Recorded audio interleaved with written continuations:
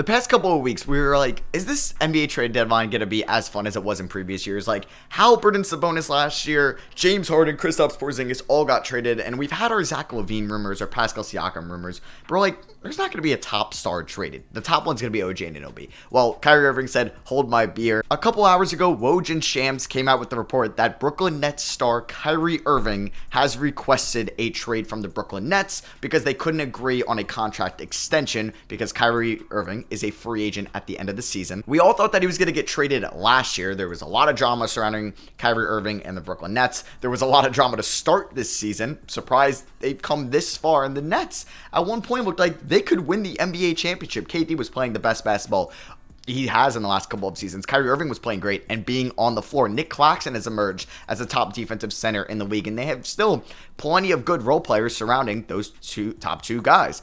Claxton, like I mentioned, Seth Curry, Joe Harris, Patty Mills, Ben Simmons at times, but he's not the Ben Simmons of old. The Nets have some solid players, Royce O'Neal as well.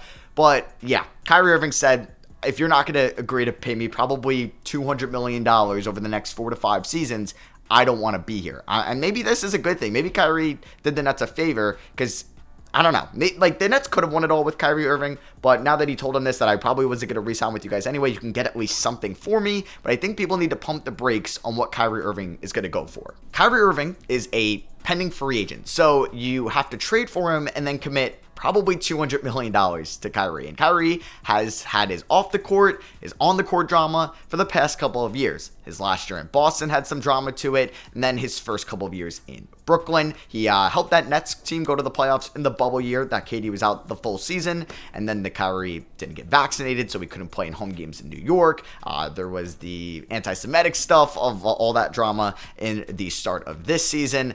There was the James Harden drama. There was a lot that the Nets didn't sign up for when they signed Kyrie. So you're going to have to take that on. And then you have to give up assets and maybe re-sign Kyrie as well. That's probably what you want to do. So I'm going to talk about a couple teams that I think will make an attempt to trade for Kyrie Irving, or at least they should, and what maybe an offer would look like. We're going to go through Fanspo, the trade machine. I'm going to come up with a couple ideas and talk about them. If I had to bet what team Kyrie's going to go for, it's probably the Lakers. They'll be the first team that I'm going to talk about and what they would get to give up. I just don't know what the Nets' plan is. That hasn't come out yet. If the Nets are still going to try to contend this season with Kevin Durant, like I said, those role players around KD. Claxton's more of a role player, but you have Harris and Curry and Simmons and O'Neal and all those guys. But yeah, we're going to see what the Nets' plan is. Or do they just want to get maybe a 2027 unprotected first if a team is willing to do that, like the Lakers, or are they going to try to get any type of young player? Like I said, though, you're getting a half season for Kyrie. You're going to have to extend him. He's had his off-the-court stuff. He's not going to go for multiple first-round picks in a young player. He's not even going to go what James Harden went for last year, who was also a pending free agent when he got traded from Brooklyn to Philly. Simmons still had a lot more value than he did now, even though Simmons didn't play for half a season, and it's looking like the Sixers robbed the Nets. So the Nets probably don't want to make that mistake, or any other team around the league doesn't want to make that mistake again. So the Lakers are obviously going to come calling. LeBron James is 38 years old. Anthony Davis, if he's going to be healthy towards the end of the season, this is your chance. Like, LeBron does not have many years left. You can go out and you can get one of the top scorers in the league in LA. Now, what else would it involve?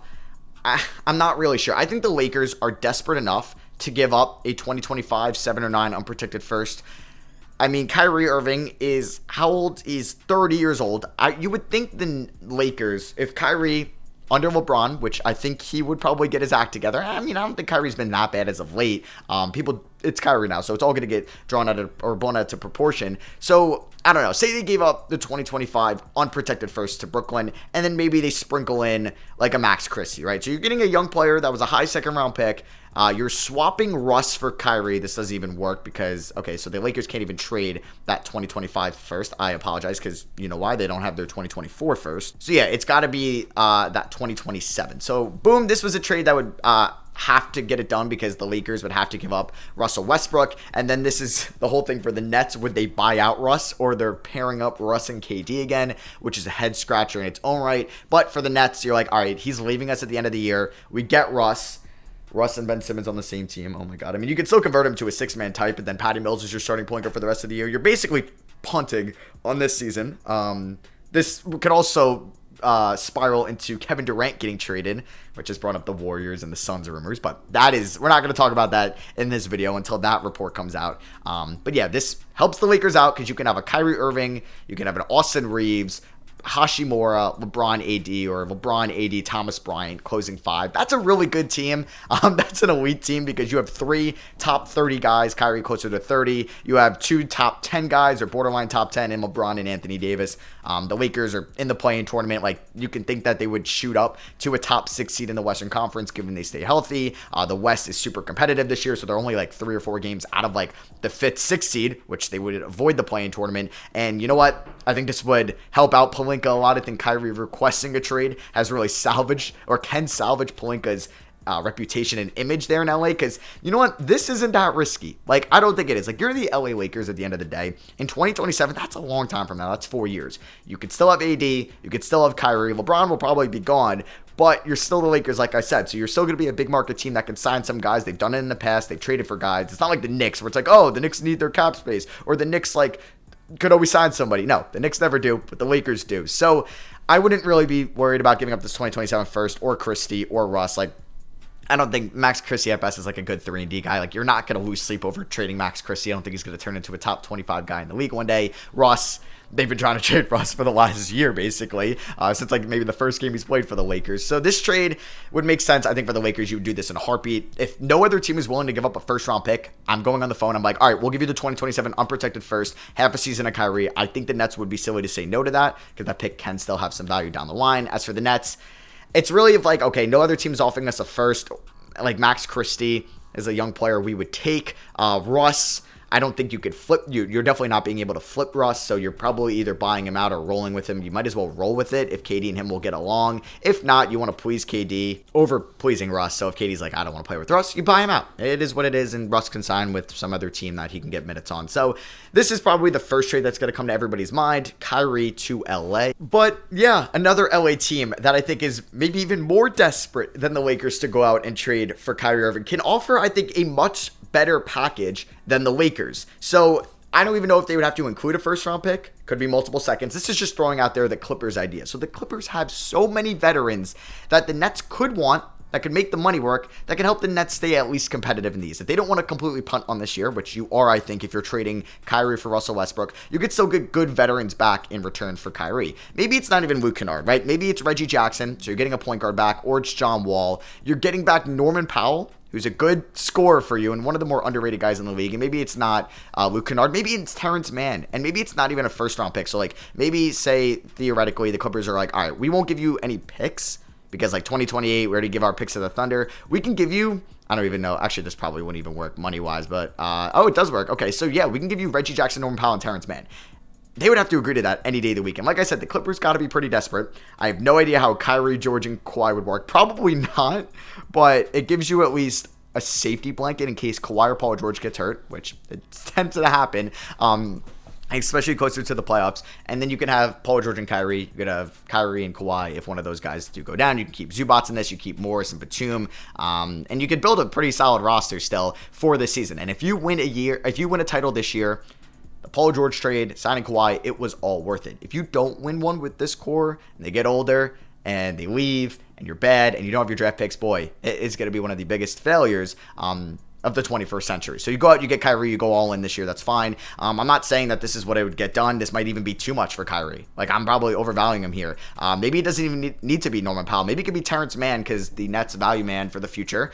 You could maybe take out Norman Powell, which we could do right here, and maybe it's just Robert Covington to make the money work. Maybe it's multiple second-round picks in which the Clippers can trade, and it's something like that. Yeah, I would have to clear or cut $5 more million, so it would have to be $5 more million involved. So, yeah, you get the gist. Kyrie to the Clippers, I think, could be a very realistic possibility, and the Clippers are maybe willing to give up a little bit more so it doesn't go to the Lakers, so they can try to edge out and win a championship this year, because the West is still wide open in my opinion, with the Warriors having a down year, the Suns having a down year. Nuggets are definitely beatable until they prove us otherwise.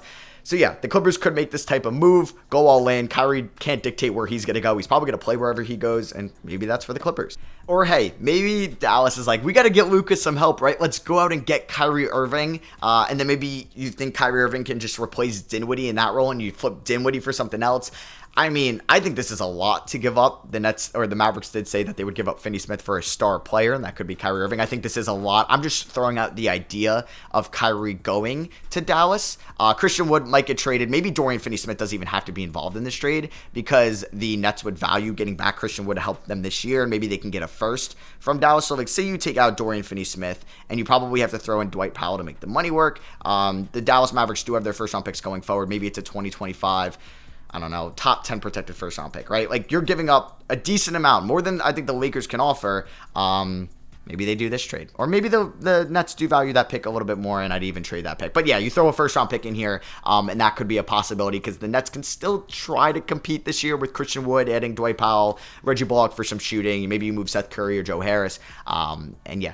You try to win around with KD this year. And like I said, if you can get a first-round pick, you can get Jaden Hardy. But who knows? That might be too much for Dallas to even give up. But the Dallas Mavericks might be desperate to give Luka some more help on this team. Maybe it's like a straight Dinwiddie for Kyrie swap. Because Dinwiddie will be a free agent not next year, but the year after. You just trade for Kyrie. Or I don't know. You try to do Dinwiddie for Kyrie. Send Dinwiddie back to Brooklyn. I don't know. It's a possibility. And here's the last trade that Pat Riley could just swoop in and get done. And really build a team that could win it all this year. While Jimmy Butler is getting up there in age. You could still keep Hero and Bam. Yeah. It's a Kyle Lowry, Nikola Jovic, and first-round pick for Kyrie Irving. This could be, if the Nets don't like any of the young players coming back, maybe they value Jovic over Max Christie. They get a first-round pick out of this, and Kyle Lowry could still help them be somewhat relevant this season. Maybe the Heat are just saying, F it, Kyrie could put us over the edge with Kyrie, Hero, somebody, Jimmy and Bam, or Jimmy's Caleb Martin and Bam Adebayo. Maybe Brooklyn's like, you give us Max Strus, we're doing this trade, and yeah, you have a big three, you have a big four even, of Kyrie, Hero, Jimmy, and Bam. That could 100% win the Eastern Conference. While Jimmy's getting up there in age, they could fully commit to him for this half season and get this deal done. Like I said, this is a lot to give up for Kyrie Irving, but does it really hurt the Heat? I don't know. Giving up that 2028 first, I feel like they would do that because you still have Bam and Hero that are very young, so you can very well be competitive in 2028. You're a big market. Honestly, I kind of love this. I just don't know if Brooklyn, if they're still trying to compete, would trade Kyrie within the Eastern Conference. So yeah, those were just some teams that I think could go out and trade for Kyrie. I think the two LA teams are the most likely. I think Dallas could get in there if Luka's like, get me Kyrie Irving, get me some more help. But maybe they're looking at more at like wings and bigs since they have Dinwiddie as well, and Luka is a guard. So maybe that just wouldn't even work on the court. The Heat, I could also see as a dark horse getting in there. Any other teams, I don't think Washington's making a surprise run at Kyrie Irving. Chicago, probably not. Like, Alonzo for Kyrie probably isn't going to happen. I don't think he's going to Boston. Definitely not. Philly, no. Bucks, Middleton for Kyrie swap. I mean, I don't think that's going to happen. Knicks, no with Brunson. Cavs, no with Garland. In the West, Nuggets, probably not. I don't think they're going to trade Murray to upgrade Kyrie. I think that's too risky. Memphis, no. Sacramento, no. Pelicans, people have been throwing that out. I don't think they're doing that deal. Phoenix, Chris Paul for Kyrie swap, probably not happening. Minnesota is one other team that I think could get in there if they're trying to do D'Lo for Kyrie, send D'Lo back to Brooklyn.